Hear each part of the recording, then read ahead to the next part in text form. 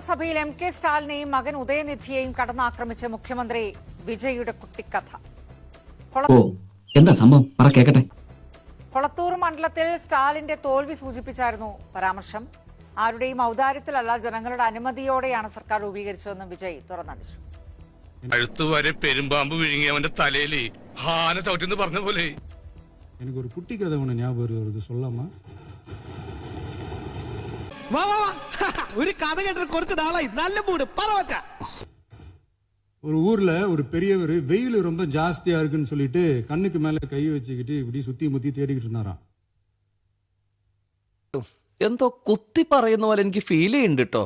കുത്തിയില്ലല്ലോ, കുത്താൻ പോണല്ലേ ഉള്ളൂ. அப்ப கூட இருந்த ஒரு சின்ன பையன் என்ன தேடுறீங்க அப்படின்னு கேட்டானா. அதுக்கு அந்த பெரியவர் சொன்னாரா, அது ஒண்ணு இல்ல தம்பி, உங்க அப்பா இங்கதான் இருப்பாருன்னு சொன்னாங்க, அதான் தேடிக்கிட்டு இருக்கேன். எங்க உங்க அப்பாவையா காணோம்?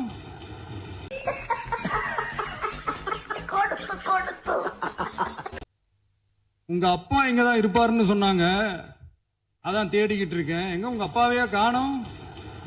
വന്ന് നിനക്ക് എന്ത് പറയാമെന്നായിട്ട് ഞാൻ പറയുന്നല്ലോ, നീ എന്നോട് പറയുന്നല്ലേ. இல்ல எங்களுக்கும் நக்கலா நையாண்டியா சம்பந்தம் இல்லாத குட்டி கதை இதெல்லாம் எங்களுக்கும் பேச தெரியும்.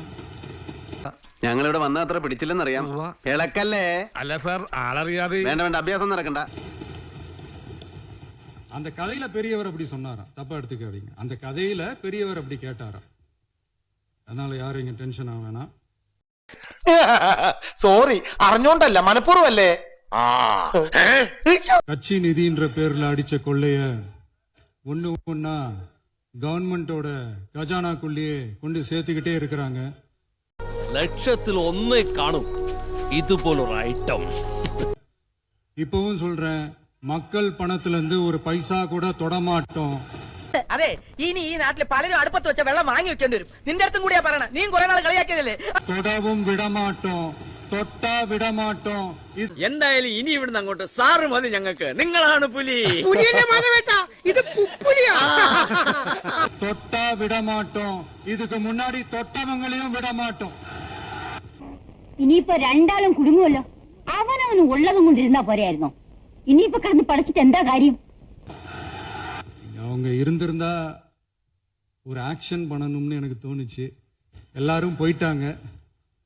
ഇത്രയും വലിയ ഗതികെട്ടവൻ ഈ ലോകത്ത് വേറെ ആരെങ്കിലും ഉണ്ടാവും എന്റെ കർത്താവേ. பெர்மிஷன் பண்ணலாமா? இப்பவும் பண்ணலாம், ஒன்றும் தப்பு இல்லை.